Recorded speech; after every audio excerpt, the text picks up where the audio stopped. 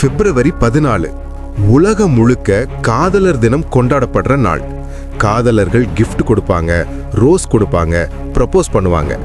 ஆனா இந்த நாளுக்கு பின்னாடி ஒரு இரத்த சரித்திரம் இருக்குன்னு சொன்னா நம்புவீங்களா? நாம் கொண்டாடுற இந்த நாள் உண்மையில் காதலுக்காக உருவாக்கப்பட்டது இல்லை. இது ஒரு மரணத்தை நினைவு கூறுற நாள். ஒரு சிறைச்சாலை, ஒரு தலை துண்டிப்பு, ஒரு விசித்திரமான ரோம் நகர திருவிழா, இது எல்லாம் கலந்து உருவானது தான் வேலண்டைன்ஸ் டே. உண்மையான வேலண்டைன் யார்? அவர் காதலிச்சாரா? இன்னைக்கு நாம பார்க்க போறது ரோஜா மலர்களுக்கு பின்னாடி மறைஞ்சிருக்கிற முட்கள் பத்தின கதை. காதலர் தினத்தோட வேர் ரூட் கிறிஸ்தவ மதத்துல இல்ல, அதுக்கு முன்னாடி இருந்த பண்டைய ரோம் சாம்ராஜ்யத்துல இருக்கு. அங்க பிப்ரவரி 13 முதல் 15 வரை லூபர்காலியா அப்படின்னு ஒரு திருவிழா நடக்கும். இது ரொம்ப விசித்திரமான காட்டுமிராண்டித்தனமான திருவிழா.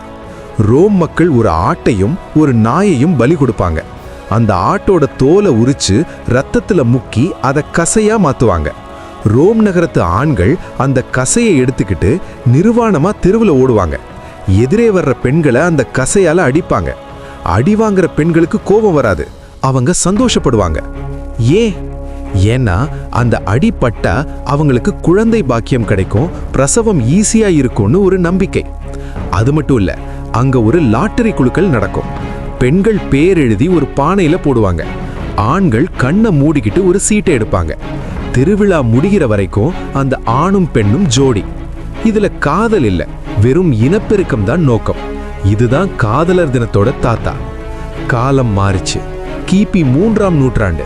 ரோம் நகர ஆட்சி செஞ்சவர் 2ஆம் கிளாடியஸ். அவருக்கு ஒரு பெரிய பிரச்சனை இருந்தது. அவருடைய இராணுவத்துல சேர இளைஞர்கள் வரமாட்டேங்கிறாங்க. காரணம் என்னன்னு யோசிச்சார். இவனுங்கெல்லாம் கல்யாணம் பண்ணிக்கிறாங்க, மனைவி குழந்தைன்னு பாசம் வந்ததுனால போருக்கு போய் சாக பயப்படுறாங்கன்னு கண்டுபிடிச்சார். உடனே ஒரு கொடூரமான சட்டம் போட்டார். இனிமேல் ரோம் சாம்ராஜ்யத்துல இளைஞர்கள் யாரும் திருமணம் செய்யக்கூடாது, காதலிக்க கூடாது, கல்யாணம் பண்ணக்கூடாது, வெறும் போர் மட்டும்தான் செய்யணும். ரோம் நகரமே சோகத்துல மூழ்கியது. காதலர்கள் பிரிச்சாங்க. அந்த நேரத்துல தான் வேலண்டைன் அப்படிங்கிற ஒரு பாதிரியார் இருந்தார். அவருக்கு இந்த சட்டம் பிடிக்கல. காதல் கடவுள் கொடுத்த வரம், அதை தடுக்க ராஜாவுக்கு உரிமை இல்லைன்னு நினைச்சார். அவர் ரகசியமா ஒரு வேலையை ஆரம்பிச்சார். ராஜாவுக்கு தெரியாம காதலர்களுக்கு ரகசியமா திருமணம் செஞ்சு வச்சார்.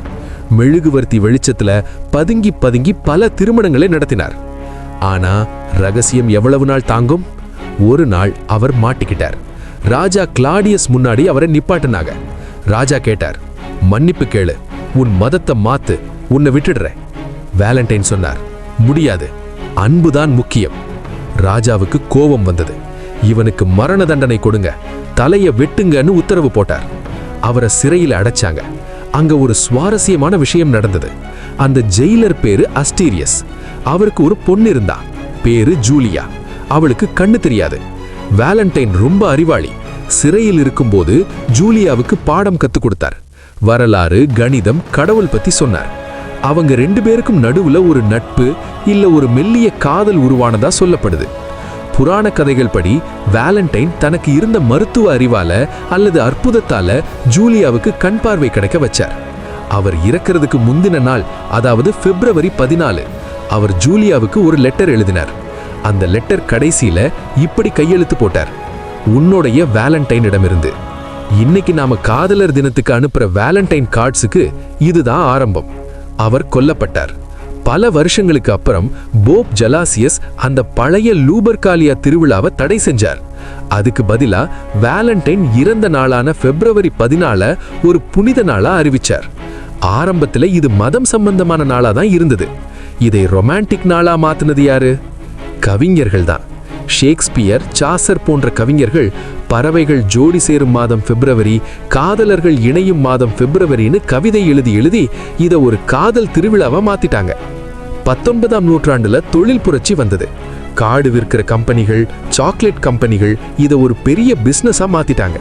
இன்னைக்கு பிப்ரவரி 14 வந்தா உலகம் முழுக்க கோடிக்கணக்கான ரூபாய் வியாபாரம் நடக்குது. ஆனா நாம ஞாபகம் வச்சுக்க வேண்டியது ஒண்ணுதான், இந்த நாள் ஒரு கிஃப்ட் வாங்குற நாள் மட்டும் இல்ல. காதலுக்காகவும் அன்புக்காகவும் தன் உயிரையே கொடுத்த ஒரு மனிதனின் தியாகம் இது. காதல் என்பது ரோஜா பூல இல்ல, அது ஒருத்தருக்காக ஒருத்தர் விட்டு கொடுக்கிற தியாகத்துல இருக்கு. ஹாப்பி வேலண்டைன்ஸ் டே.